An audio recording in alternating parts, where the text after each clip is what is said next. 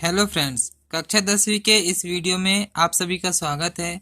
आज हम प्रश्नावली 3.3 पढ़ने जा रहे हैं। तो आइए इस वीडियो को शुरू करते हैं। इस प्रश्नावली में हमें प्रतिस्थापन विधि से सारे क्वेश्चन हल करने हैं। इसके पहले वाली प्रश्नावली में हमने ग्राफी विधि से हल करना सीखे हैं। तो हम प्रतिस्थापन विधि शुरू करते हैं। तो प्रश्न नंबर 1 देखते हैं। अब प्रश्न नंबर एक में हमें दो समीकरण दिए हुए हैं, तो हम इसे पहला समीकरण मान लेंगे और इसको सेकंड समीकरण मान लेंगे। तो ये फर्स्ट वाला समीकरण हो गया और ये हो गया सेकंड समीकरण। अब हम इसको प्रतिस्थापन विधि से करेंगे। तो अब हम प्रतिस्थापन विधि में कोई भी एक समीकरण को लेंगे, उससे x या y को पक्षांतर करेंगे, फिर उससे हमें समीकरण 3 मिलेगा, उसको हम समीकरण 2 में रखेंगे और फिर इस टाइप से करेंगे। तो हम पहले समीकरण 1 लेंगे, फिर उसको 2 में रखेंगे, फिर उससे तीसरा वाले में रख के हम इसमें मान निकालते जाते हैं। तो इसी टाइप से सरल विधि है ये प्रतिस्थापन विधि। तो हम एक सवाल करके देखते हैं। तो हम सबसे पहले लेंगे समीकरण 1। समीकरण 1 लिए हमने, तो समीकरण 1 है हमारे पास x धन y बराबर 14। अब हम यहाँ से किसी भी एक को पक्षांतर कर देंगे, या तो x को या तो y को। तो मान लो हम y को पक्षांतर कर रहे हैं, x वहीं पे रह जाएगा, तो ये 14 और धन y इस तरफ जाके माइनस y हो जाएगा। तो ये वाला हो गया हमारा समीकरण 3 मान लेंगे। यहाँ पर देखेंगे ये x का मान आया है 14 ऋण y। तो अभी हमने समीकरण 1 लिए थे, अब यही वाले x के मान को हम समीकरण 2 में रख देंगे यहाँ पे, तो इससे हमें y का मान निकल जाएगा। तो अब हम इसको रखेंगे, तो हम यहाँ पर लिख देंगे कि x का मान समीकरण 2 में रखने पर, अब हम x का मान समीकरण 2 में रखेंगे। ये है हमारा समीकरण 2। इसको हम उतार लेते हैं, x ऋण y बराबर 4। तो अब जहां पर भी x होगा उसकी जगह में हम 14 ऋण y रख देंगे। तो ये आ गया x, तो यहाँ पर रख देंगे 14 ऋण y और फिर साथ में ऋण y है बराबर 4 है। तो देखेंगे एक ऋण y और एक ऋण y यहाँ पे जुड़ जाएगा, ऋण ऋण जुड़ जाएंगे। तो 14 ऋण ये एक y और एक y मिलके 2y हो जाएगा बराबर 4। अब हम यहाँ से सबसे पहले 14 को पक्षांतर करेंगे, तो यहाँ पे धन 14 इस तरफ जाके ऋण 14 हो जाएगा, इस तरफ में ऋण 2y वैसे ही बचेगा, तो 4 और ऋण 14 हो जाएगा। यहाँ से हम ऋण 2 को पूरा पूरा पक्षांतर करेंगे, तो इस तरफ में भी भाग में जाएगा, ऋण 2 में, यहाँ दोनों साथ में तो भाग में जाएगा। अब 14 में से 4 घटा देंगे, तो यहाँ पे बचेगा 10 और बड़ी संख्या के सामने का ऋण आ जाएगा। यहाँ 2 से हम 10 को भाग दे देंगे, तो 5 बार में चले जाएगा और ये ऋण से ये ऋण कट जाएगा। तो देखेंगे हम y का मान आ गया हमारे पास 5। अब हम y का मान जो लास्ट वाला तीसरा समीकरण बना था उसी में रख देंगे। तो यहाँ पर एक चीज ध्यान रखना है, हमने समीकरण 1 लिए सबसे पहले, उसके बाद समीकरण 2 में मान रख रहे हैं, उसके बाद जो लास्ट में तीसरा समीकरण आया था उसी में हम y का मान रख देंगे। तो अब हम यहाँ पर लिखेंगे y का मान समीकरण 3 में रखने पर, यही वाला मान हम समीकरण 3 में रख देंगे तो x का मान निकल जाएगा। तो ये हमारा समीकरण 3 x बराबर 14 ऋण y। तो इसी में अब हमको मान रखना है। तो जहां पर हमें x y दिख रहा होगा उसकी जगह में हमें 5 रखना है। तो यहाँ पर 14 ऋण y की जगह रख देंगे 5, तो 14 में से 5 घटा देंगे, तो यहाँ बचेगा 9। तो देखेंगे हमारे पास x का भी मान आ गया है और y का भी मान आ चुका है। तो ये दोनों मान हमारे आंसर आ चुके हैं। तो इतना ही बड़ा सवाल है, यही हमारा आंसर हो जाएगा। इसे ही बोलेंगे प्रतिस्थापन विधि। तब हम सेकंड सवाल देखते हैं, उसमें समझ में आएगा। और देखेंगे हमें इस टाइप से एक समीकरण दिया हुआ है s ऋण t बराबर 3 और सेकंड वाला दिया है s के बटे 3 प्लस t के बटे 2 बराबर 6। तो दोनों का हम समीकरण 1 और 2 मान लेते हैं। तो यहाँ पर देखेंगे ये तो फर्स्ट वाला समीकरण है, इसको हम समीकरण 1 दे देंगे, लेकिन जो सेकंड वाला समीकरण है वो इसके टाइप नहीं दिख रहा है, ये थोड़ा बटे में है। तो अब हम इसको सॉल्व कर लेते हैं। पहले इस टाइप से समीकरण बनाने के लिए दोनों का यहाँ पर नीचे एलसीएम ले लेंगे। तो यहाँ पर देखेंगे दोनों का एलसीएम हो जाएगा 3 दूनी 6। तो यहाँ पे हम ऊपर और नीचे क्रॉस गुणा कर देंगे, 2 का गुणा s में करेंगे तो ये हो जाएगा 2s और प्लस 3 का गुणा t में करेंगे तो ये हो जाएगा 3t बराबर इस तरफ में 6 है। अब यहाँ नीचे से हम 6 को इधर पक्षांतर कर देंगे तो ये हो जाएगा 2s धन 3t बराबर ये 6 और ये जो नीचे वाला 6 है इस तरफ गुणा में जाएगा, तो हो जाएगा 2s प्लस 3t बराबर 36। इसको हम दे देंगे समीकरण 2। तो ये सेकेंड वाला जो हमें दिया हुआ था उसको हम थोड़ा सा सॉल्व कर लिए हैं। अब हम लेंगे समीकरण 1, इसको हम प्रतिस्थापन विधि से हल करेंगे। प्रतिस्थापन विधि से हल करने के लिए हम सबसे पहले समीकरण 1 ले रहे हैं, उसमें से किसी एक को पक्षांतर करेंगे। तो सबसे पहले s ऋण t बराबर 3 दिया हुआ है, तो यहाँ से ये t वाला माइनस में है तो हम t को ही उधर पक्षांतर कर देते हैं। तो s बराबर 3 और ऋण t उस तरफ जाके धन t हो जाएगा। अब ये यहाँ पर देखेंगे, ये आ गया हमारा समीकरण 3। अब हमने समीकरण 1 लिए, अब यही मान को हम समीकरण 2 में रखेंगे, फिर उससे हम इसी में रखेंगे लास्ट में।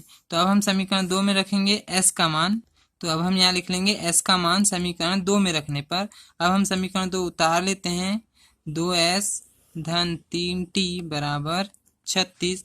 अब जहाँ पर s दिख रहा है उसकी जगह में हमें रखना है 3 धन t, तो यहाँ पर 2 लिखा हुआ है, s की जगह रख देंगे 3 धन t, फिर ये कोष्टक प्लस फिर 3t और बराबर 36 है।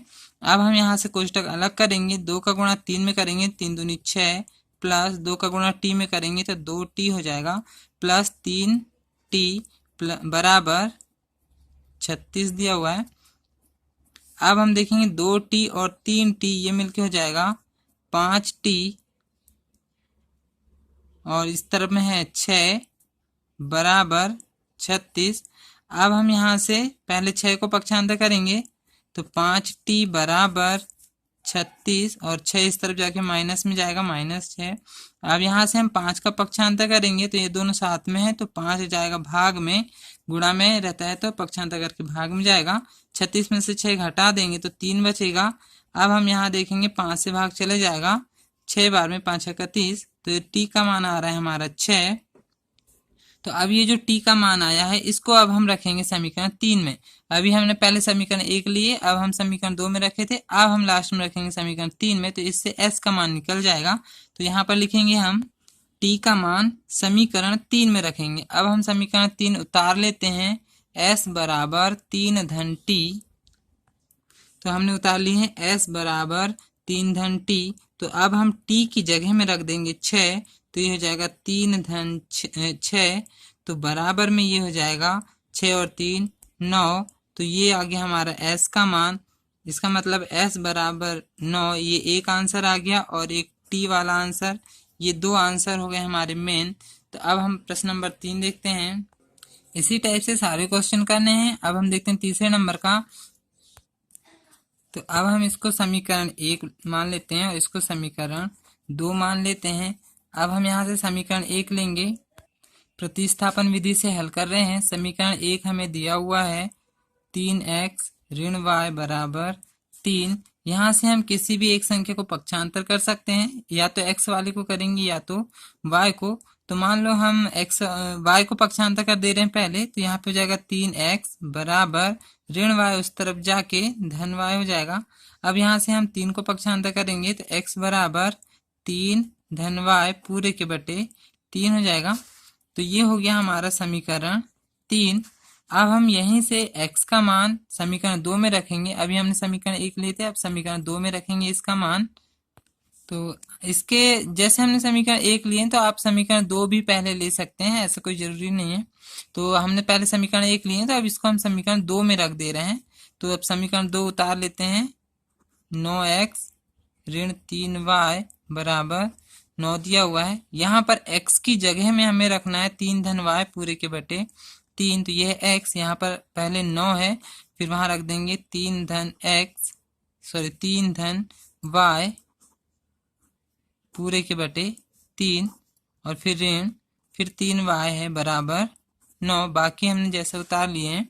अब यहाँ देखेंगे 3 से ये 9 कट जाएगा, 3 या 9 3 बार, तो ये हो गया 3 धन y फिर माइनस 3y बराबर 9।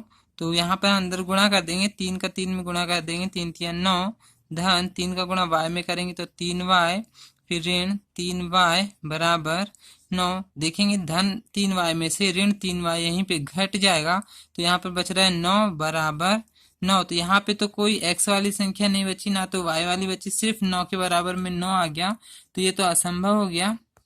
तो ऐसा मान इसलिए इस टाइप से इसीलिए आता है क्योंकि यहाँ पे हम ध्यान से देखेंगे तो दोनों समीकरण एक ही है। यहाँ पे 3x आया है, यहाँ y और 3। या यदि हम सेकंड समीकरण में 3 से भाग देंगे तो सेम वही समीकरण आएगा। तो दोनों समीकरण जब समान होते हैं तो संपाती रेखा का समीकरण होगा या इसके अपरिमित रूप से अनेक हल निकलते हैं। इसीलिए यहाँ पे ना तो x बचा है ना तो y बचा है। तो अब हम यहाँ पर लिख देंगे, यहाँ लिख देंगे हम x व y के अपरिमित रूप से अनेक हल होंगे। यहाँ पे हम x और y के कोई निश्चित मान नहीं निकाल सकते, इसके अनेक हल निकल सकते हैं। 4 नंबर का देखते हैं। अब यहाँ पे पॉइंट वाले सवाल आ गए, तो पॉइंट वाले में कोई दिक्कत नहीं है। यहाँ से हम देखेंगे एक संख्या के पहले दशमलव है, यहाँ पर भी सभी जगह एक एक संख्या के पहले दशमलव है। तो यहाँ पे हम 10 का गुणा करके इसके पॉइंट को हटा सकते हैं। तो अब इसमें हम समीकरण एक, इसमें दोनों में हम 10 का गुणा कर देंगे। तो मैंने यहाँ लिख दिया हूँ, दोनों समीकरण में 10 का गुणा कर रहे हैं हम। यहाँ लिखेंगे हम 10 गुणा 0.2x प्लस 10 गुणा 0.3x बराबर 10 गुणा 1.3। तो देखेंगे 10 और 0.2 का गुणा करेंगे तो यहाँ पे यहाँ हो जाएगा सिर्फ 2x हो जाएगा। सेम उसी टाइप से यहाँ पे 10 और 0.3 का गुणा करेंगे तो यहाँ पे हो जाएगा 3x। यहाँ पे 10 और 1.3 का गुणा करेंगे तो यहाँ सिर्फ हो जाएगा 13। ये हो गया हमारा समीकरण एक। इसी टाइप से हम सेकेंड वाले में भी 10 का गुणा करेंगे तो यहाँ लिखेंगे 10 गुणा 0.4x प्लस 10 गुणा 0.5y बराबर 10 गुणा 2.3। यहाँ पर भी देखेंगे 10 का सभी में गुणा कर रहे हैं। 10 और 0.4 का गुणा करेंगे तो सिर्फ बचेगा 4x धन 10 और 0.5 का गुणा करेंगे तो ये हो जाएगा 5y बराबर 10 और 2.3 का गुणा करेंगे तो यहाँ पे सिर्फ 23 हो जाएगा। ये हो गया हमारा समीकरण 2। अब हम इसको समीकरण 1 और 2 मिल गया, इसको हम प्रतिस्थापन विधि से हल कर लेंगे। तो प्रतिस्थापन विधि से हल करने के लिए सबसे पहले हम पहला समीकरण उतार लेते हैं। तो ये दिया हुआ है 2x धन 3y बराबर 13। यहाँ से हम किसी भी एक संख्या को पक्षांतर करेंगे तो मान के चलो हम y वाले को पक्षांतर कर दे रहे हैं तो ये हो जाएगा 2x बराबर 13 और धन 3y इस तरफ जाके ऋण 3y हो जाएगा। अब यहाँ से हम 2 को पक्षांतर करेंगे तो x बराबर 13 ऋण 3y पूरे के बटे में 2 हो जाएगा। ये हो गया हमारा समीकरण 3 हो जाएगा। अब हम समीकरण 1 लिए थे अब इसको हम सेकेंड वाले समीकरण में रखेंगे x की जगह में ये पूरा मान। तो यहाँ पर लिखेंगे हम x का मान समीकरण 2 में रख देंगे। तो अब हम पहले समीकरण 2 उतार लेते हैं तो 4x धन 5y बराबर 23। ये हमने समीकरण 2 उतार लिए। जहां पर x दिख रहा है उसकी जगह में हमें ये वाला मान रखना है पूरा x की जगह में। तो यहाँ पे पहले 4 दिया हुआ है और x की जगह कोष्टक बना के हम रखेंगे 13 ऋण 3y पूरे के बटे 2 है और फिर प्लस 5y बराबर 23। अब हम देखेंगे यहाँ पे 2 से यहाँ पे 4 कट जाएगा, 2 बार में ये कट गया है।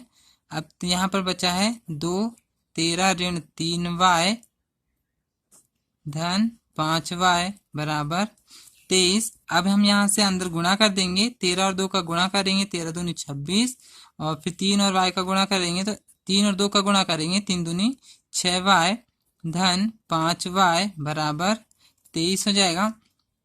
अब हम यहाँ से 26 को पक्षांतर करेंगे उस तरफ और y वाली संख्याओं को जोड़ेंगे।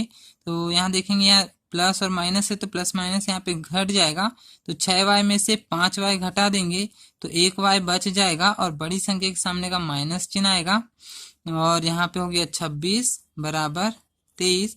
यहाँ से धन 26 उस तरफ जाके माइनस 26 हो जाएगा, इस तरफ में 23 और धन 26 इधर जाके ऋण 26 हो जाएगा। तो ये माइनस y बराबर 23 और 26 घटाएंगे तो 26 में से 23 घटाएंगे तो 3 बचेगा और बड़ी संख्या के सामने का माइनस चिन्ह जाएगा। तो यहाँ पे ये माइनस ये वाला माइनस कट जाएगा तो वहां पे बचेगा y बराबर 3। ये हमारा एक y का मान आ चुका है। अब यही मान को अब हम लास्ट वाले समीकरण 3 में रख देंगे। तो यहाँ लिख दिया हमने y का मान समीकरण 3 में रखने पर। अब हम समीकरण 3 पहले उतार लेते हैं। तो समीकरण 3 है x बराबर 13 ऋण 3y पूरे के बटे 2। तो अब हम यहाँ पे 13 ऋण 3 और y की जगह में रखना है अब हमको 3 और पूरे के बटे में है 2। तो 13 ऋण 3 और 3 का गुणा कर देंगे, 3 3 9, पूरे के बटे में 2 है। 13 में से 9 घटा देंगे तो यहाँ पर बचेगा 4, पूरे के बटे में 2 है। तो 2 से यहाँ पर देखेंगे 4 कट जाएगा 2 बार में, तो यानी कि ये x का मान आ रहा है x बराबर 2। तो ये x का मान आ गया और ये ऊपर y का मान आ गया है। तो दोनों मान हमारे पास निकल चुके हैं। इसी टाइप से सारे क्वेश्चन प्रतिस्थापन विधि से हल करने हैं। अब 5वां नंबर के देखते हैं। अब यहाँ पे करनी वाले सवाल आ चुके हैं। यहाँ पे इस तरफ बराबर के 0 दिया हुआ है, तो अब हम इन्हीं को समीकरण 1 और समीकरण 2 मान के हल कर सकते हैं। तो अब हम इसी को समीकरण 1 मान लेंगे और इसी को समीकरण 2 मान लेंगे। अब हम समीकरण 1 से प्रतिस्थापन विधि से हल करेंगे। तो हम प्रतिस्थापन विधि से पहले हम समीकरण 1 लेंगे और फिर उससे जो भी मान निकलेगा उसको हम समीकरण 2 में रखेंगे। तो सबसे पहले हम समीकरण 1 उतारेंगे। करनी 2x धन करनी 3y बराबर में 0 दिया हुआ है। यहाँ से हम किसी भी एक संख्या को पक्षांतर करेंगे। तो मान के चलो हम y वाले को पक्षांतर कर रहे हैं उस तरफ, तो इस तरफ में बचेगा करनी 2x बराबर धन करनी 3y, इस तरफ जाके ऋण करनी 3y हो जाएगा। अब यहाँ से हम करनी 2 को पक्षांतर करेंगे तो ये हो जाएगा x बराबर ऋण करनी 3 पूरे के बटे करनी 2 और यहाँ पे हो जाएगा y। या तो हम इसको साथ में भी लिख सकते हैं x बराबर, ये इसी टाइप से लेने देंगे। अब इसी को दे दो समीकरण 3 दे देंगे इसको समीकरण 3। अब हम यही वाला मान समीकरण 2 में रखेंगे। अभी हमने समीकरण 1 लिए थे, अब ये मिल गया समीकरण 3 और यही वाला मान रखेंगे हम समीकरण 2 में, पहले 1 फिर 2 और फिर 3 वाला। तो अब हम यहाँ लिखेंगे, तो हम यहाँ लिख दे रहे हैं x का मान समीकरण 2 में रख रहे हैं। तो हमने समीकरण 2 यहाँ उतार लिए हैं। यहाँ पर x की जगह में हमें मान रखना है, तो हम यहाँ पर लिख लेते हैं करनी 3 और x की जगह में कोष्टक बना लेते हैं ऋण करनी 8y बराबर 0। x की जगह में अब हमें रखना है ऋण करनी 3 के बटे करनी 2 और साथ में है y। अब यहाँ पर देखेंगे करनी 2 से तो करनी 3 नहीं कट रहा है, तो अब हम सीधे इसका अंदर गुणा कर देते हैं। तो देखेंगे करनी 3 और करनी 3 का जब गुणा करेंगे यहाँ पे माइनस चिन्ह तो आएगा ही, करनी 3 और करनी 3 का गुणा करेंगे तो सिर्फ 3 हो जाएगा और साथ में y है पूरे के बटे करनी 2 और फिर ऋण करनी 8y बराबर 0 है। अब हमें यहाँ नीचे करनी 2 को हटाना है, तो इसके लिए हम करेंगे करनी 2 का पूरे में गुणा कर देते हैं। तो हम यहाँ लिखेंगे करनी 2 का हम पूरे समीकरण में गुणा कर दे रहे हैं, तो यहाँ हो जाएगा करनी 2 गुणा ऋण 3y पूरे के बटे करनी 2 ऋण करनी 2 गुणा करनी 8y बराबर, यहाँ पर भी 0 के साथ भी कर देंगे। करनी 2 का पूरे में गुणा कर दिए हमने, तो यहाँ करनी 2 से यहाँ करनी 2 कट जाएगा, यहाँ बचेगा सिर्फ ऋण 3y। अब यहाँ पे देखेंगे करनी 2 और करनी 8 का गुणा करेंगे तो ये हो जाएगा करनी 16y बराबर 0 और करनी 2 का गुणा करेंगे तो 0 ही हो जाएगा। अब यहाँ पे हम देखेंगे ऋण 3y तो है ही, करनी 16 देखेंगे 4 का वर्ग होता है, 4 चौके 16, तो करनी 16 हट जाएगा और सिर्फ 4y बचेगा बराबर में 0। ऋण ऋण यहाँ पे जुड़ जाएगा तो 4 और 3 यहाँ पर हो जाएगा 7y बराबर में 0। यहाँ बड़ी संख्या के सामने ऋण चिन्ह भी आ जाएगा। अब हम यहाँ से सीधे ऋण 7 का पक्षांतर कर देंगे तो इस तरफ भाग में जाएगा और 0 से 7 में भाग देंगे तो आंसर 0 ही आएगा। तो y का मान आ रहा है हमारा 0। अब y का मान हम समीकरण 3 में रखेंगे। तो y का मान समीकरण 3 में रखने के लिए हमने पहले समीकरण 3 उतार लिए हैं। तो यहाँ पे x बराबर ऋण करनी 3 के बटे करनी 2 और y की जगह रख देंगे हम 0। तो देखेंगे 0 का किसी भी संख्या में गुणा करेंगे तो आंसर 0 ही होगा, तो x का मान भी यहाँ पर 0 ही आ रहा है। तो इसी टाइप से सारे क्वेश्चन हल करने हैं। अब हम नेक्स्ट क्वेश्चन देखते हैं। तो प्रश्न नंबर 6 यहाँ पर दिया हुआ है। अब इसमें थोड़ा अलग टाइप से बटे में संख्या दी हुई है, तो पहले इसको हम सरल समीकरण बनाएंगे और फिर उसको प्रतिस्थापन विधि से हल करेंगे। तो अब हम पहला वाला समीकरण देखते हैं। यहाँ पे बटे में 2 आया, यहाँ पर 3 आया, तो 2 और 3 का एलसीएम 3 दूनी 6 हो जाएगा। उसी टाइप से यहाँ पर 3 और 2 आया, तो यहाँ इसका भी एलसीएम 3 दूनी 6 हो जाएगा। तो इसका मतलब पूरे समीकरण हम 6 का गुणा कर देंगे, इसमें भी पूरे में 6 का गुणा कर देंगे। तो अब हम यहाँ लिखेंगे पूरे समीकरण में हम 6 का गुणा कर रहे हैं, तो अब हम पहले समीकरण उतारते चलते हैं और उसमें 6 का गुणा करते चलेंगे। तो हो जाएगा 6 गुणा 3x के बटे 2 ऋण 6 गुणा 5y पूरे के बटे 3 बराबर ऋण 2। इसमें भी 6 का गुणा कर देंगे। यहाँ देखेंगे 2 से यहाँ पर 6 3 बार में कट जाएगा। सेम इसी टाइप से 3 से यहाँ पे 6 2 बार में कट जाएगा और यहाँ पे गुणा हो जाएगा। तो यहाँ पर बच रहा है 3 और यहाँ पे है 3x, तो 3 और 3 का गुणा हो जाएगा, तो ये हो जाएगा 9x। फिर ऋण, अब यहाँ पे 2 और 5 है तो 5 दूनी 10 और साथ में y बराबर यहाँ पे 6 और 2 का गुणा कर देंगे, ऋण 6 दूनी 12। ये हो गया हमारा समीकरण 1। सेम इसी टाइप से जो सेकंड वाला है उसमें भी हम 6 का गुणा करेंगे, तो ये हो जाएगा 6 गुणा x बटे 3 फिर धन, यहीं से कर रहे हैं हम, फिर हो जाएगा धन 6 गुणा y बटे 2 बराबर 6 गुणा यहाँ पर 13 बटे 6, तो ये हो जाएगा 13 बटे 6। अब यहाँ पर देखेंगे यह 3 से यहाँ 6 2 बार में कट जाएगा, 2 से यहाँ पर भी 6 यहाँ 3 बार में कट जाएगा, 3 दूनी 6 होता है। यहाँ 6 से यहाँ पे भी 6 कट जाएगा, तो यहाँ पर देखेंगे यहाँ 2x बच रहा है, तो ये हो जाएगा 2x धन यहाँ पे 3 और y बच रहा है, तो ये हो जाएगा 3y बराबर इस तरफ में है 13। ये हो गया हमारा समीकरण 2। अब हमें समीकरण 1 और समीकरण 2 मिल गया है। अब हम इसको प्रतिस्थापन विधि से हल करेंगे। तो सब प्रतिस्थापन विधि से हल करने के लिए सबसे पहले हम कोई भी एक समीकरण लेंगे और उससे x वाले को या y वाले को पक्षांतर करेंगे। तो हम समीकरण 1 ले रहे हैं, यहाँ पर दिया हुआ है 9x ऋण 10y बराबर ऋण 12। ये समीकरण 1 दिया हुआ है। मान लो हम इसमें से सबसे पहले y वाले को पक्षांतर कर रहे हैं, तो ये हो जाएगा 9x बराबर ऋण 12 और धन 10y उस तरफ जाके ऋण 10y इस तरफ जाके धन 10y हो जाएगा। अब यहाँ से हम 9 को पक्षांतर करेंगे, तो x बराबर ऋण 12 धन 10y पूरे के बटे 9 चले जाएगा। ये बन गया हमारा समीकरण 3। अभी हमने समीकरण 1 लिए थे, अब यही वाले मान को अब हम समीकरण 2 में रखेंगे। तो अब हम यहाँ लिख लेते हैं, ये जो x का मान आया है उसी को हम समीकरण 2 में रख रहे हैं। तो अब हम समीकरण 2 उतार लेते हैं, 2x धन 3y बराबर 13। अब हम जहाँ पे x आया है उसकी जगह में हमें रखना है ये पूरा मान, तो ये आया है x, तो यहाँ पे लिख लेते हैं 2 और x की जगह कोष्टक बना लिए हमने, धन 3y बराबर 13 है। x की जगह मान रख देते हैं हम ऋण 12 धन 10y पूरे के बटे 9 हमने यहाँ पे मान रख दिए हैं। अब देखेंगे ये 2 से तो ये नहीं कट रहा है, इसका मतलब अब हमें 2 का अंदर गुणा करना पड़ेगा। तो अब हम यहाँ पे गुणा करेंगे, 2 का गुणा 12 में कर देंगे, 12 दूनी 24 हो जाएगा और यहाँ पर ऋण चिन्ह भी आ जाएगा। फिर धन 10 का गुणा 2 में करेंगे तो 10 दूनी 20y धन, अब यहाँ पूरे के बटे में 9 भी है, फिर धन 3y बराबर 13। ये हो जाएगा।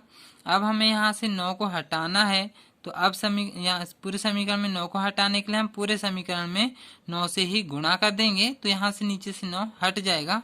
तो हमने यहाँ लिख दिए हैं पूरे में 9 से गुणा कर रहे हैं हम। तो अब हम यहाँ लिखेंगे 9 गुणा -24 धन 20y पूरे के बटे 9 फिर प्लस फिर 9 गुणा 3y बराबर 9 गुणा 13। इस टाइप से हमने यहाँ पे सभी में 9 का गुणा कर दिए हैं। तो यहाँ पर देखेंगे ये 9 से ये 9 कट जाएगा, तो यहाँ पर बचेगा -24 प्लस 20y, यहाँ पे प्लस 9 और 3 का गुणा कर देंगे, 9 तिया 27y बराबर 13 और 9 का गुणा कर देंगे, 13 नंबर 117 हो जाएगा।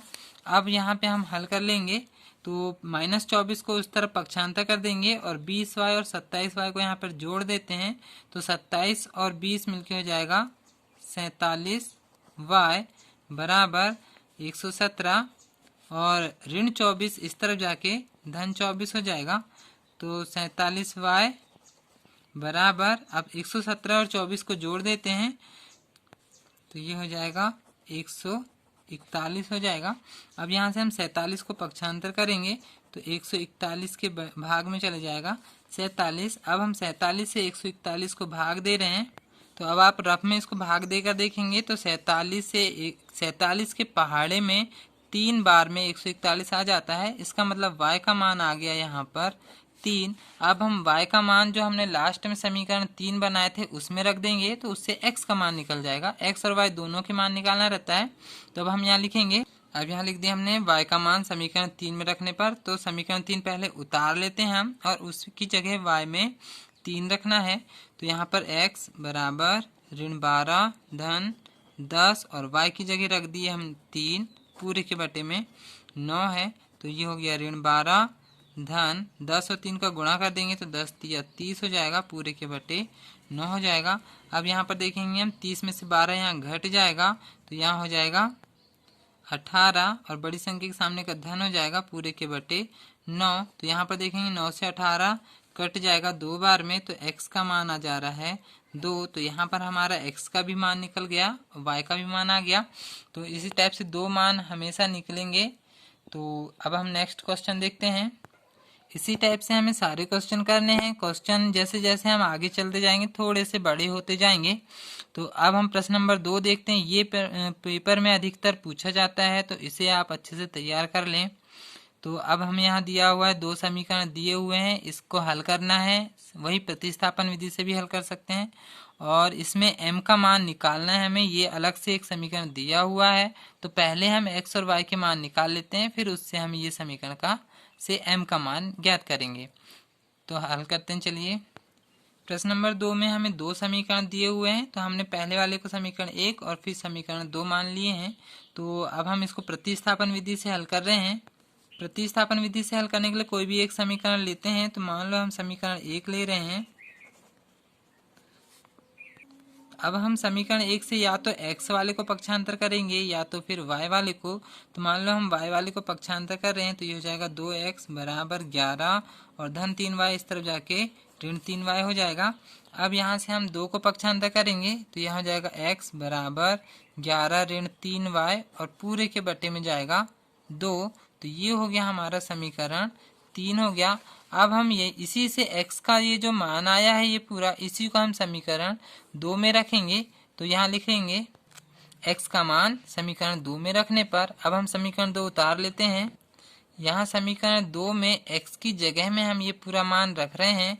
तो यहाँ पर दिया हुआ है 2 और x की जगह में हम कोष्टक बना लेते हैं, -4y बराबर -24 है। अब हम x की जगह में ये पूरा मान रख दे रहे हैं, तो 11 ऋण 3y पूरे के बटे में 2 आ जाएगा। यहाँ देखेंगे ये 2 से ये 2 कट जाएगा, तो सिर्फ बच रहा है 11 ऋण 3y ऋण 4y बराबर ऋण 24।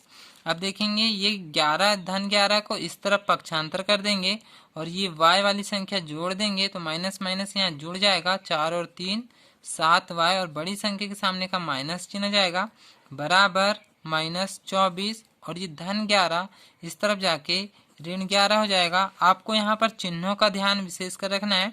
अब यहाँ से ऋण 7 को पक्षांतर करेंगे, तो ऋण 7 पूरा पूरा भाग में जाएगा और यहाँ माइनस माइनस ये दोनों जुड़ जाएंगे, तो 24 और 11 यहाँ पर हो जाएगा 35 और बड़ी संख्या के सामने का यहाँ पर माइनस चिन्ह लगाना है। ये माइनस चिन्ह यहाँ पे कट जाएगा और 7 से यहाँ पे 35 5 बार में कट जाएगा। तो यहाँ पर देखेंगे y का मान आ रहा है 5, तो y का एक मान निकल चुका है हमारा। अब इसी मान को अब हम समीकरण 3 में रख देंगे। तो अब हम y का मान समीकरण 3 में रख रहे हैं। तो अब हमने यहाँ उतार लिए, y की जगह में रखना है 5, तो ये हो जाएगा 11 ऋण 3, y की जगह रख दिए 5 पूरे के बटे 2। तो यहाँ पर देखेंगे 11 ऋण 5 और 3 का गुणा कर देंगे, 5 तिया 15 और पूरे के बटे 2 हो जाएगा। अब हम यहाँ 15 में से 11 घटा देंगे, तो यहाँ बचेगा 4 और बड़ी संख्या के सामने का ऋण चिन्ह जाएगा, तो हो जाएगा x बराबर ऋण 4 पूरे के बटे 2 है। अब यहाँ 2 से यहाँ 4 कट जाएगा 2 बार में, तो यहाँ हो जाएगा x बराबर -2। तो हमारा x का मान आ रहा है -2 और अभी y का मान आया था 5। तो हमारे पास दोनों मान निकल चुके हैं। अब प्रश्न में हमें बोला है m का मान भी ज्ञात करना है, उसके लिए एक अलग से समीकरण दिया हुआ है। तो अब हम उसी में x और y के मान रख देंगे। समीकरण हमें दिया हुआ है y बराबर mx धन 3, ये समीकरण हमें दिया हुआ है। y और x के मान रख दे रहे हैं।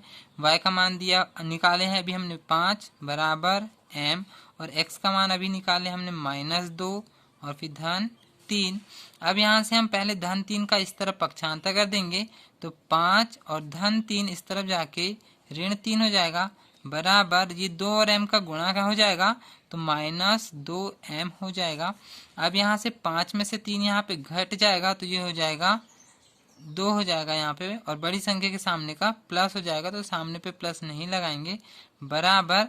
अब यहाँ -2 अभी लिख ले रहे हैं। अब यहाँ से -2 को पक्षांतर कर देंगे, तो -2 पूरा पूरा नीचे जाएगा, बराबर में इस तरफ में m बच जाएगा। तो देखेंगे यहाँ 2 से ये 2 कट जाएगा एक बार में, तो ये माइनस और ये 1, ये हो जाएगा -1, यानी कि m का मान आ रहा है -1। तो इसी टाइप से सारे क्वेश्चन करने हैं। प्रतिस्थापन विधि जहां तक आप लोगों को समझ में आ चुकी होगी।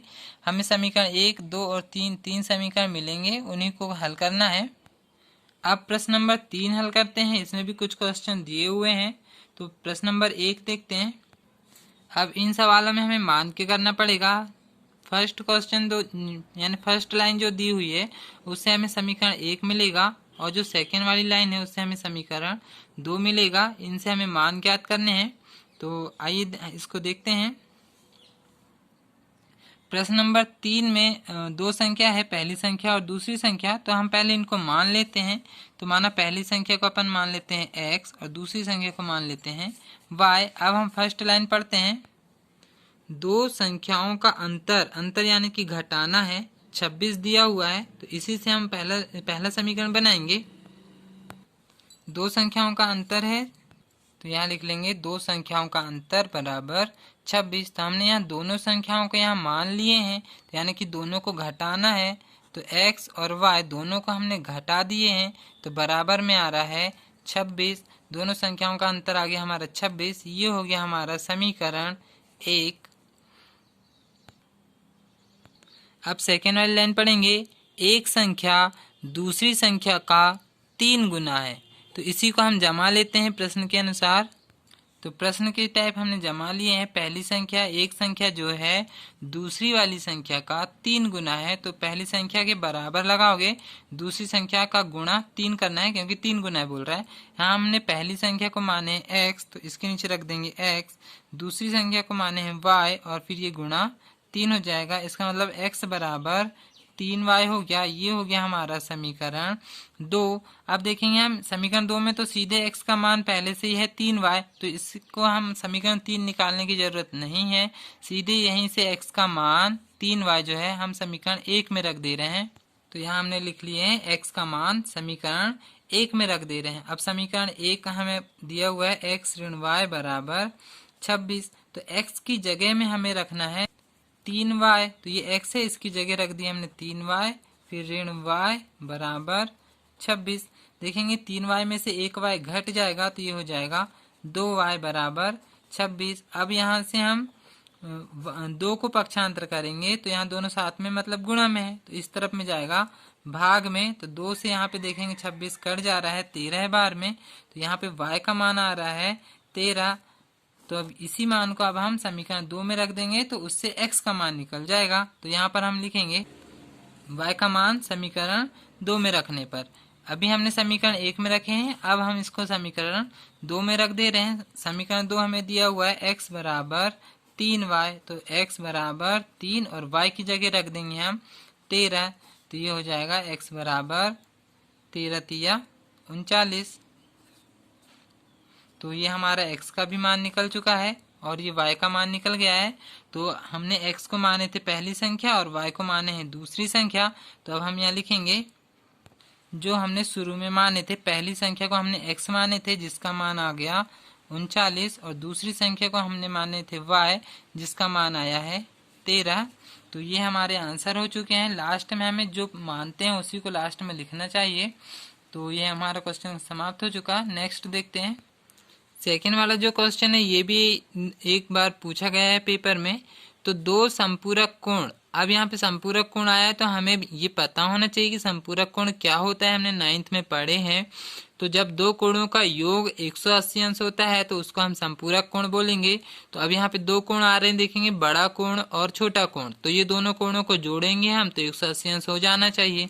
तो यहाँ तक यदि हम पढ़ेंगे दो संपूरक कोण तो 180 अंश होगा, यहीं से हमें समीकरण 1 मिलेगा। फिर यहाँ से लेके यहाँ तक एक लाइन पढ़ेंगे तो यहाँ से हम समीकरण 2 बनाएंगे और फिर उसी से हम x और y का मान यानी कि बड़ा कोण और छोटा कोण ज्ञात करेंगे। तो हमें इसी को मानना पड़ेगा, बड़ा और छोटे कोण को। तो अब हम यहाँ पे मान लेते हैं, माना बड़ा कोण को मान लेते हैं x और छोटे कोण को मान लेते हैं y। तो अब हम समीकरण सवाल देखेंगे, दो संपूरक कोण दिया हुआ है तो हमें पता है दो संपूरक कोणों का योग होता है 180। तो हमारे पास दो कोण है x और y, तो दोनों कोणों को हम जोड़ लेते हैं, x धन y बराबर 180। तो ये हो गया हमारा समीकरण 1। अब हम दूसरा वाला समीकरण बनाएंगे आगे की लाइन पढ़ के। सेकेंड लाइन दिया है यहाँ पे, बड़ा कोण छोटे कोण से 18 अधिक है, 18 डिग्री अधिक है। अधिक बोलेगा तो जोड़ेंगे, तो यहाँ पे बड़ा कोण के बाद यहाँ बराबर लगाना है, तो हम इस टाइप से लिखेंगे। तो इस टाइप से हम जमा लेंगे कि बड़ा कोण बराबर छोटे कोण प्लस 18, 18 अधिक है तो छोटे कोण से 18 प्लस कर देंगे हम। अभी हमने बड़े कोण को माने हैं x बराबर छोटे कोण को माने हैं y और ये हो जाएगा धन 18। ये हो गया हमारा समीकरण 2। आप देखेंगे यहाँ पे पक्षांतर करने की जरूरत नहीं है, यहाँ पे y तो पहले से ही पक्षांतर है इस तरफ में, तो अब सीधे हम इसका मान समीकरण 1 में रख देंगे x का मान। तो अब हम यहाँ लिखेंगे x का मान समीकरण 1 में रखने पर। अब हम पहले समीकरण 1 उतार लेते हैं, तो यहाँ लिखेंगे x धन y बराबर 180। यहाँ पर देखेंगे x का मान रखना है हमें, तो x का मान है y धन 18। तो ये x लिखा हुआ है, इसकी जगह में रख देते हैं y धन 18। फिर आगे है धन y बराबर 180। यहाँ पर देखेंगे y और y यहाँ जुड़ जाएगा और धन 18 को हम इस तरफ पक्षांतर कर देते हैं, तो एक y और एक y मिलके ये हो जाएगा 2y बराबर 180 और धन 18 इस तरफ जाके ऋण 18 हो जाएगा। यहाँ से देखेंगे हम 2 को पक्षांतर करेंगे तो 2 इस तरफ में जाएगा भाग में, और यहाँ 180 में से 18 को घटा देंगे तो यहाँ हो जाएगा 162। अब देखेंगे यहाँ 2 से ये भाग चले जाएगा, 2 अट्ठे 16 और 2 एकम 2, 81 बार में भाग जा रहा है। इसका मतलब y का मान आ रहा है हमारा 81। अब ये y का मान निकल चुका है, इसको अब हम समीकरण, अभी हमने समीकरण 1 लिए थे, अब हम इसको समीकरण 2 में रख दे रहे हैं। तो ये समीकरण 2 दिया हुआ है, तो हम यहाँ पर लिख ले रहे हैं y का मान समीकरण 2 में रखने पर। अब हमने यहाँ समीकरण 2 उतार लिए हैं, तो यहाँ से x बराबर y की जगह हमें रखना है 81 धन 18। तो x बराबर 81 और 18 को जोड़ेंगे तो यहाँ हो जाएगा 99, यानी कि x का मान आ रहा है 99 और y का मान आ गया 81। अब हमने जो सबसे शुरू में माने थे उसको हम लिख लेते हैं। बड़ा कोण माने थे हमने x जिसका मान आया 99 और छोटा कोण माने थे y जिसका मान आया है 81। तो ये क्वेश्चन यहाँ पे समाप्त हो चुका है। नेक्स्ट क्वेश्चन देखते हैं। तीसरा क्वेश्चन यहाँ पर दिया हुआ है, एक क्रिकेट टीम के कोच ने 7 बल्ले और 6 गेंद खरीदा है 3800 रुपये में। यहाँ पर देखेंगे 2 चीज आ रही है, बल्ले और गेंद, बाद में उसने 3 बल्ले और 5 गेंद, यहाँ पर भी बल्ले और गेंद आ रहा है, मतलब इन्हीं दोनों का हमें x और y मानना है, प्रत्येक बल्ले और गेंद का मूल्य ज्ञात करना है। तो अब हमें बल्ले और गेंद को x और y मान लेंगे और इसी टाइप से हम समीकरण को जमाएंगे।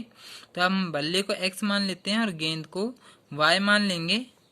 तो यहाँ पर हम लिख ले रहे हैं, माना बल्ले का मूल्य हो जाएगा x और गेंद का मूल्य हो जाएगा y। अब हम प्रश्न पढ़ के फर्स्ट लाइन पढ़ेंगे यहाँ तक, उससे हमें समीकरण 1 मिलेगा। 7 बल्ले और 6 गेंद दोनों को मिलाकर हो रहे हैं 3800 रुपये। उसी टाइप से 3 बल्ले और 5 गेंद दोनों को मिलाकर हो रहे हैं 1750 रुपये।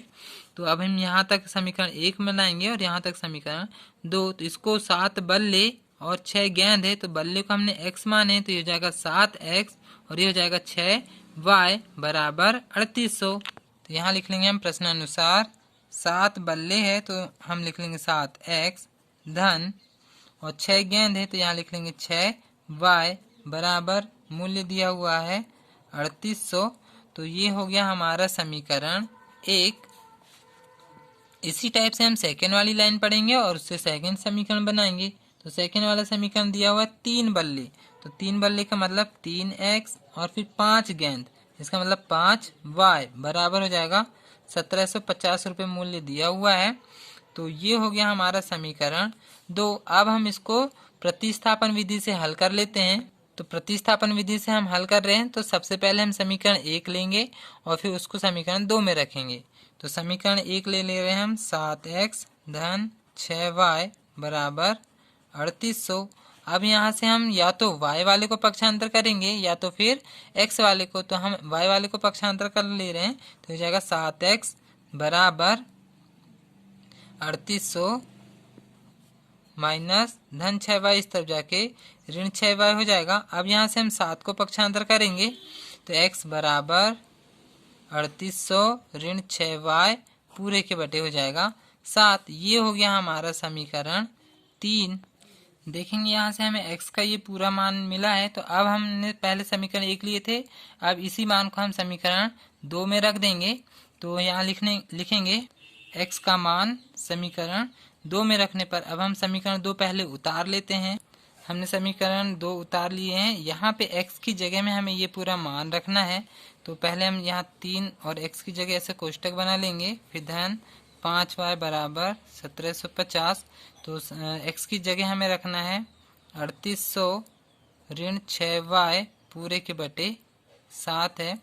यहाँ पर देखेंगे 7 से तो ये 3 नहीं कट रहा है, तो हम पहले 3 का अंदर गुणा कर लेते हैं।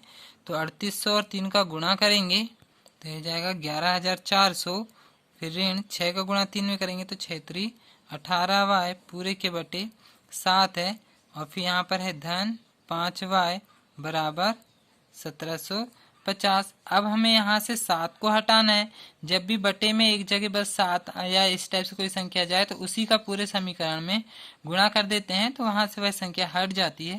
तो हम पूरे समीकरण में 7 का गुणा कर देंगे।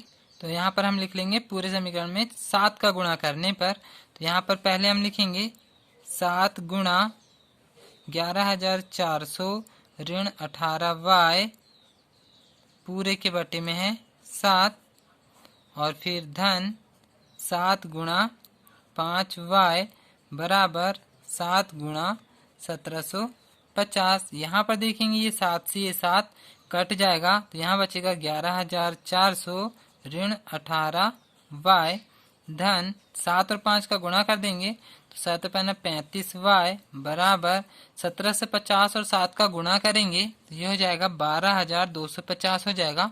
अब हमें इसको हल करना है। तो हम यहाँ पर देखेंगे 35y में से 18y प्लस माइनस यहाँ घट जाएगा, तो 35 में से 18 घटा देंगे तो हो जाएगा 17y, और बड़ी संख्या के सामने प्लस आएगा बराबर 12250। और इस तरफ से 11400 को उस तरफ पक्षांतर कर देंगे तो ये प्लस में है तो उस तरफ जाके माइनस में जाएगा, तो यहाँ पर हम लिख लेंगे 11400। अब हम देखेंगे 12250 में से 11400 को घटाएंगे, इस तरफ में बचेगा 17y बराबर, इन दोनों को घटाएंगे तो बचेगा 850 बचेगा। अब हम यहाँ से 17 को पक्षांतर कर देंगे तो y बराबर 850 के बटे में 17 हो जाएगा।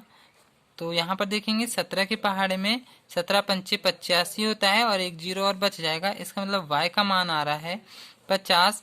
तो हमारा y का मान निकल चुका है। अब हम इसको समीकरण 3 में रखेंगे, तो हम यहाँ लिख लेंगे y का मान समीकरण 3 में रखने पर। अब हम समीकरण 3 उतार लेते हैं। हमने समीकरण 3 यहाँ उतार लिए हैं। यहाँ पे y की जगह में रखना है 50, तो ये हो जाएगा x बराबर 3800 ऋण 6 और कोष्टक में रख देंगे 50 y की जगह में और पूरे के बटे 7 है, तो ये हो जाएगा x बराबर 3800 ऋण 50 और 6 का गुणा कर देंगे तो हो जाएगा 6 पंचे 30 300 और पूरे के बटे हो जाएगा 7, तो ये हो जाएगा x बराबर 3800 में से 300 घटा देंगे तो ये हो जाएगा 3500 पूरे के बटे 7। तो x बराबर, यहाँ देखेंगे 7 से यहाँ 35 कट जाएगा, 7 अपना 35 और 2 जीरो और बच जाएंगे, इसका मतलब x का मान आ रहा है 500। तो हमारा x का भी मान और y का भी मान दोनों मान निकल चुके हैं। अब हमने जो शुरू में माने थे उसी को हम इसमें रख देंगे। हमने बल्ले के मूल्य को x माने थे तो ये हो जाएगा 500 रुपये, और गेंद के मूल्य को माने थे y, तो y का मान आया हमारा 50, मतलब गेंद आएगी 50 रुपये की। तो ये हमारा आंसर हो चुका है। नेक्स्ट क्वेश्चन देखते हैं। एक नगर में टैक्सी के भाड़े में एक नियत भाड़ा दिया हुआ है, उसके अतिरिक्त चली गई दूरी पर भाड़ा सम्मिलित किया जाता है। तो मतलब एक नियत भाड़ा दिया हुआ है, मतलब इतने किलोमीटर में आपको इतने रुपए तो देना ही है। उसके अलावा यदि आप और किलोमीटर चलते हैं तो उसके लिए अलग से भाड़ा लगेगा। तो यहाँ पे हमें एक नियत भाड़ा मानना है और एक अतिरिक्त दूरी का भाड़ा मानना है। तो दोनों का हम x और y करके मान लेंगे। तो हम इस टाइप से यहाँ लिख लेते हैं, माना नियत दूरी का भाड़ा हम मान लेते हैं x और अतिरिक्त दूरी का भाड़ा मान लेते हैं y। अब हम नेक्स्ट क्वेश्चन पढ़ते हैं, इसी के आगे का पढ़ेंगे। तो अब हम यहाँ देखेंगे 10 किलोमीटर दूरी के लिए भाड़ा, मतलब नियत भाड़ा तो इसमें लगना ही है, x तो इसमें लगेगा ही, और 10 किलोमीटर की दूरी जो है अतिरिक्त दूरी है, तो हमने अतिरिक्त दूरी को y माने हैं। तो इस टाइप से इसका समीकरण बनाएंगे।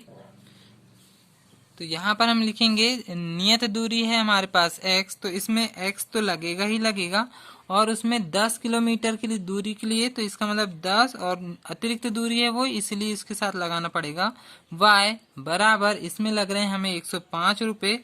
तो यहाँ हो जाएगा टोटल 105। ये हो गया हमारा समीकरण एक। इसी टाइप से हम सेकेंड वाली लाइन भी पढ़ेंगे। तो अब उसमें भी नियत दूरी तो x ही रहेगा, और अतिरिक्त दूरी वहां पर दिया हुआ है 15 किलोमीटर, तो इसको हम लिख लेंगे 15, और साथ में आ जाएगा y। तो दोनों में ला के दिया हुआ है 155 रुपये का, तो इसको मान लेंगे हम समीकरण 2। अब हम देखेंगे समीकरण, अब इसको हम प्रतिस्थापन विधि से हल कर लेते हैं। समीकरण एक पहले हम उतार लेते हैं, x बराबर 10y, सॉरी x धन 10y बराबर 105 दिया हुआ है। यहाँ से हम या तो x वाले को पक्षांतर करेंगे या तो फिर y वाले को, तो 10y को हम पक्षांतर कर देते हैं, तो ये हो जाएगा x बराबर 105, और धन 10y उस तरफ जाके ऋण 10y हो जाएगा। तो ये हो गया हमारा समीकरण 3। अब इसी से x का मान हम पूरा समीकरण 2 में रख देंगे। तो अब हम यहाँ लिखेंगे x का मान समीकरण 2 में रखने पर, अब हम पहले समीकरण 2 उतार लेते हैं, तो हो जाएगा x धन 15y बराबर 155। यहाँ पे जहाँ x दिख रहा है उसकी जगह में हम रख देंगे 105 ऋण 10y, तो ये x है, इसकी जगह रख दे रहे हैं 105 ऋण 10y, फिर यहाँ धन 15y बराबर 155। तो यहाँ पे y वाली संख्या यहाँ घट जाएगी, ये धन और ऋण यहाँ घट जाएगा, तो 15y में से 10y घटा देंगे, तो यहाँ हो जाएगा 5y, और बड़ी संख्या के सामने का धन आ जाएगा बराबर 155, और यहाँ से 105 को पक्षांतर करेंगे, तो 105 इस तरफ धन में है, तो इस तरफ जाके ऋण 105 हो जाएगा। अब यहाँ पर देखेंगे हम 5 को पक्षांतर करेंगे, तो 5 पूरा जाएगा भाग में, और 155 में से 105 घटा देंगे, तो यहाँ हो जाएगा 50। अब हम 5 से देखेंगे, 50 में भाग देंगे, तो 5 धाम 50 होता है, इसका मतलब y का मान आ गया 10। y का मान निकल चुका है, y को अब हम समीकरण 3 में रख देंगे। तो हम यहाँ लिख देंगे y का मान समीकरण 3 में रखने पर, अब हम पहले समीकरण 3 उतार लेते हैं। तो x बराबर 105 ऋण 10y है, तो y की जगह में हम रख देंगे 10, तो ये हो जाएगा x बराबर 105 ऋण 10, और y की जगह हो जाएगा 10, तो यहाँ हो जाएगा x बराबर 105 ऋण 10 धाम यहाँ पर हो जाएगा 100, तो x बराबर 105 में से 100 घटा देंगे, तो यहाँ बचेगा 5। इसका मतलब x का भी मान आ चुका है 5। तो अब हमने जो शुरू में माने थे उसको हम लिख लेंगे।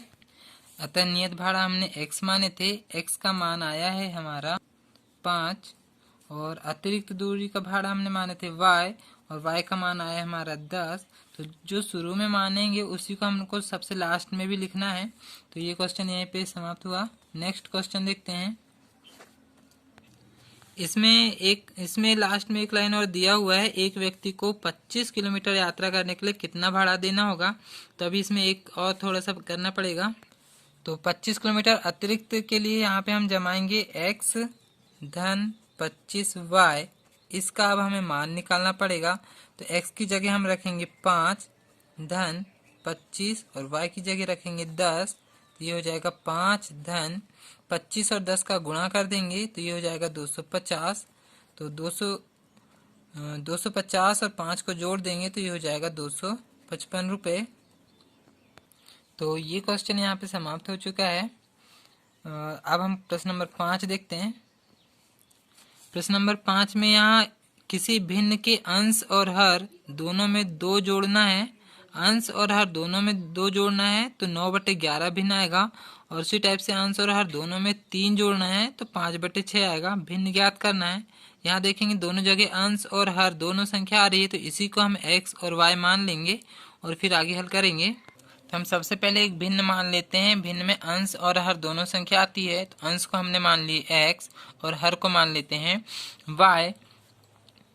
अब यहाँ पे फर्स्ट वाली लाइन पढ़ते हैं। किसी भिन्न के अंश और हर दोनों में हमें 2 जोड़ना है तो बराबर में 9/11 प्राप्त होगा। इसका मतलब हमें x में भी 2 जोड़ना है और y में भी 2 जोड़ना है तो बराबर में हमें 9/11 प्राप्त होगा। तो अब हम इसको आगे हल कर लेते हैं।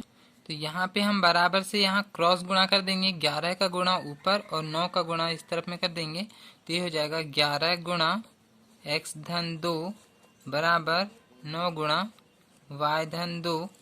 तो अब हम 11 का अंदर गुणा कर देंगे तो ये हो जाएगा 11x धन 11 दूनी 22 बराबर 9 का गुणा y में करेंगे तो 9y धन 9 दूनी 18।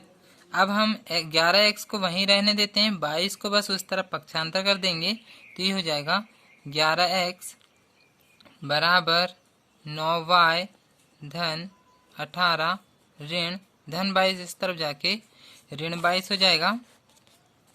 अब हम देखेंगे 9y यहाँ 22 में से 18 घटा देंगे तो यहाँ बचेगा 4 और बड़ी संख्या के सामने का ऋण चिन्ह जाएगा। इस तरफ में है 11x। अब यहाँ से हम 11 को पक्षांतर करेंगे तो इस तरफ जाएगा भाग में 9y ऋण 4 पूरे के बटे 11। इसको हम यहाँ से हमारा समीकरण 1 मिलता मगर हमने इसी को यहीं से पक्षांतर कर दिए, इसी को मान लो समीकरण 1। अब हम नेक्स्ट लाइन पढ़ेंगे। नेक्स्ट लाइन हमें यहाँ दिया है अंश और हर दोनों में हमें 3 जोड़ना है तो 5/6 मिलेगा। तो हम अंश और हर मतलब x और y दोनों में हमें 3 जोड़ना है तो हमें 5/6 प्राप्त होगा। तो इस टाइप से हम फिर से इसमें वही क्रॉस गुणा करेंगे तो 6 का गुणा यहाँ ऊपर हो जाएगा x धन 3 में बराबर 5 का गुणा हो जाएगा y धन 3 में। तो यहाँ देखेंगे 6 का गुणा x में करेंगे तो ये हो जाएगा 6x धन 6 का गुणा 3 में करेंगे तो 6 3 18 बराबर 5 का गुणा y में करेंगे तो हो जाएगा 5 y धन 5 का गुणा 3 में करेंगे तो 5 3 15। यहाँ से हम 5y को इस तरफ ले आएंगे और 18 को इस तरफ पक्षांतर कर देते हैं तो ये हो जाएगा 6x ऋण 5y बराबर इस तरफ में 15 है पहले से और धन 18 इस तरफ जाके ऋण 18 हो जाएगा। तो ये हो जाएगा 6x ऋण 5y बराबर 18 में से 15 घटा देंगे तो 3 बचेगा, बड़ी संख्या के सामने का ऋण चिन्ह जाएगा। ये हो गया हमारा समीकरण 2। अब हम समीकरण 2 में ही हमें जो समीकरण 1 मिला था उससे x का मान रख देंगे। तो हमें यहाँ से सीधे x का मान रखना है जो समीकरण 1 में मिला है। तो पहले हम समीकरण उतार लेते हैं। हो जाएगा 6x ऋण 5y बराबर ऋण 3। तो हमें x की जगह में रखना है तो जगह छोड़ देते हैं। ऋण 5y बराबर ऋण 3। अब x की जगह हमें रखना 9y ऋण 4 पूरे के बटे 11। तो यहाँ लिख लेते हैं 9y ऋण 4 पूरे के बटे 11। अब हम यहाँ से 6 का अंदर गुणा कर देंगे तो 9 6 54 y ऋण 6 चौके 24 पूरे के बटे 11 ऋण 5y बराबर ऋण 3 हो जाएगा। अब यहाँ पर देखेंगे हमें 11 हटाना है, यहाँ पे कहीं 11 नहीं है इसलिए हम पूरे में 11 का गुणा कर देंगे।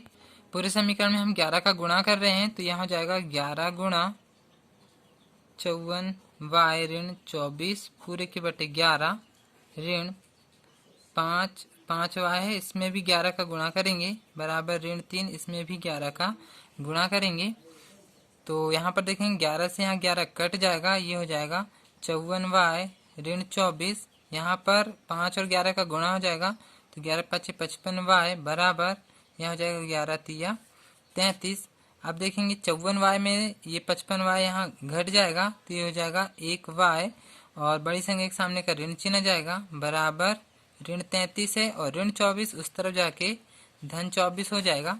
तो ऋण y बराबर 33 में से यहाँ 24 घट जाएगा, यहाँ बचेगा 9, और बड़ी संख्या के सामने का ऋण चिन्ह जाएगा तो ऋण से यहाँ का ऋण कट जाएगा, इसका मतलब y बराबर आ जाएगा 9। तो हमारे पास y का मान निकल चुका है। अब हमें x का भी मान निकालना है, तो अब y का मान हम फिर से हम समीकरण 1 में रख देते हैं, जिससे हमें x का मान निकल जाएगा। तो यहाँ लिख दे रहे हैं हम y का मान समीकरण 1 में रखने पर, ये हमारा समीकरण 1 है, x बराबर 9y ऋण 4 पूरे के बटे 11। तो हम y की जगह में रख देंगे 9, तो ये हो जाएगा 9, y की जगह हो जाएगा 9 ऋण 4 पूरे के बटे 11। तो हम देखेंगे 9 और 9 का यहाँ गुणा कर देंगे तो 9 नाम 81, और फिर ऋण 4 पूरे के बटे 11 है। 81 में से 4 को घटा देंगे तो ये हो जाएगा 77, 77 के बटे 11 हो जाएगा। अब यहाँ देखेंगे 11 से यहाँ 77 कट जाएगा 7 बार में, इसका मतलब x का मान आ रहा है 7। तो हमारा x का भी मान निकल चुका है। अब हमने शुरू में जो माने थे भिन्न को, वही हम यहाँ पर लिख लेते हैं। अंश को माने थे हमने x और हर को माने थे y, इसका मतलब x का मान आया हमारा 7 और y का मान आया हमारा 9। तो आंसर हो रहा है हमारा 7/9। लास्ट क्वेश्चन बचा है, तो अब प्रश्न नंबर 5 देखते हैं। यदि आप लोगों को प्रतिस्थापन विधि थोड़ी कठिन लग रही हो तो आप इसको विलोपन विधि से भी हल कर सकते हैं। विलोपन विधि सरल है। तो इस प्रश्नावली में अभी हम प्रतिस्थापन विधि ही सीखेंगे। तो प्रश्न नंबर 5 देखते हैं। अब यहाँ पर देखेंगे 5 वर्ष बाद जैकब की आयु उसके पुत्र की आयु, दो व्यक्ति यहाँ पे जैकब है और उसका पुत्र है, तो इन्हीं दोनों को पहले मान लेते हैं। जैकब को मान लेते हैं x और पुत्र को मान लेंगे y, और फिर पहली लाइन पढ़ के हम पहला समीकरण बनाएंगे और सेकंड लाइन पढ़ के सेकंड समीकरण बनाएंगे, और फिर दोनों को प्रतिस्थापन विधि से हल कर लेंगे। तो यहाँ मान लेते हैं, माना जैकब की आयु मान लेंगे x और पुत्र की आयु मान लेते हैं y। अब हम प्रश्न पढ़ेंगे 5 वर्ष बाद बोलेगा तो हमें प्लस करना है। जैकब की आयु पुत्र की आयु की 3 गुना हो जाएगी। तो अब हमें उसी टाइप से जैसा प्रश्न में बोला है उसी टाइप से हम जमाएंगे। 5 वर्ष बाद जैकब की आयु पुत्र की आयु की 3 गुना है, तो हम उसी टाइप से हमने यहाँ जमा लिए। जैकब की आयु बराबर पुत्र की आयु का 3 गुना। अब 5 वर्ष बाद बोल रहा है तो दोनों की आयु में 5 प्लस करना पड़ेगा। तो जैसे हमने जैकब की आयु को x माने हैं तो ये हो जाएगा x प्लस 5 बराबर पुत्र की आयु को हमने y माने तो ये हो जाएगा y प्लस 5 और गुणा 3, तो ये हो जाएगा x धन 5 बराबर, यहाँ 3 और y का गुणा कर देंगे तो 3y धन 5 और 3 का गुणा करेंगे तो 5 तिया 15 हो जाएगा। यहाँ से हम सिर्फ 5 को पक्षांतर कर दे रहे हैं तो ये हो जाएगा 3y धन 15 और धन 5 इस तरफ जाके ऋण 5 हो जाएगा। तो ये x बराबर 3y और 15 में से 5 घटा देंगे तो ये हो जाएगा 10। इसी को हम मान लेते हैं समीकरण 1। अब सेकेंड वाली लाइन पढ़ेंगे। यहाँ बोल रहा है 5 वर्ष पूर्व। अब पूर्व बोलेगा तो माइनस करना पड़ेगा। जैकब की आयु उसके पुत्र की आयु की 7 गुना है, इसी टाइप से हम जमा लेंगे। तो 7 वर्ष पहले पूर्व यानी पहले बोल रहा है जैकब की आयु पुत्र की आयु की 7 गुना है।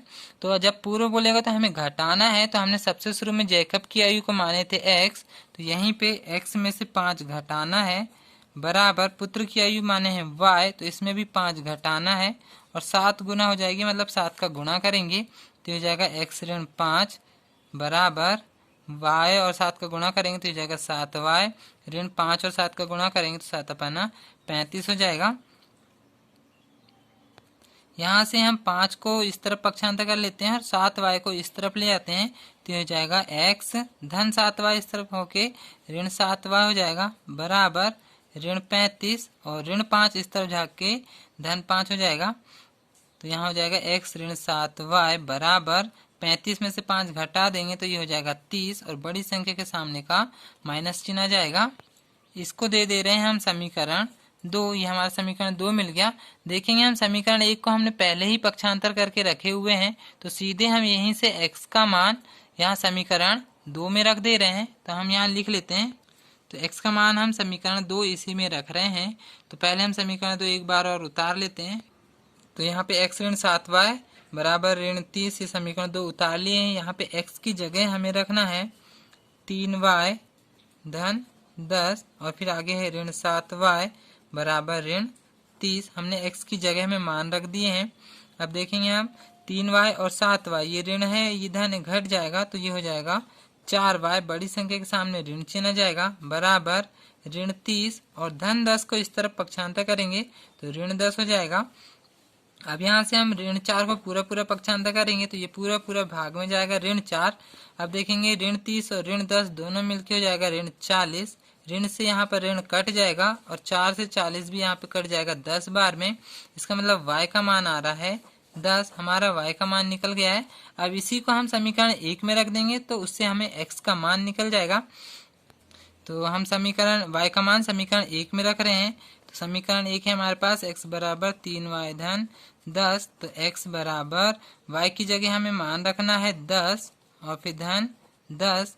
तो ये 3 और 10 का गुणा कर देंगे तो हो जाएगा 30 और धन 10। इसका मतलब x बराबर हो जाएगा 40। तो हमारा x का भी मान निकल चुका है। अब हमने जो शुरू में माने थे उसी को हम लिख लेते हैं। तो हमने जैकब की आयु को x माने थे जो कि आया है 40 वर्ष, और पुत्र y माने थे पुत्र को, तो y का मान आया है 10 वर्ष। तो यहाँ पर सारे क्वेश्चन समाप्त हो चुके हैं। यहाँ मैंने लगभग सारे क्वेश्चन हल करके दिखाया है। तो ये प्रश्नावली यहाँ पे समाप्त हो चुकी है। तो यदि आप लोगों को वीडियो पसंद आया हो तो चैनल को सब्सक्राइब जरूर कर लें। तो इस वीडियो को पूरा देखने के लिए आप सभी का धन्यवाद।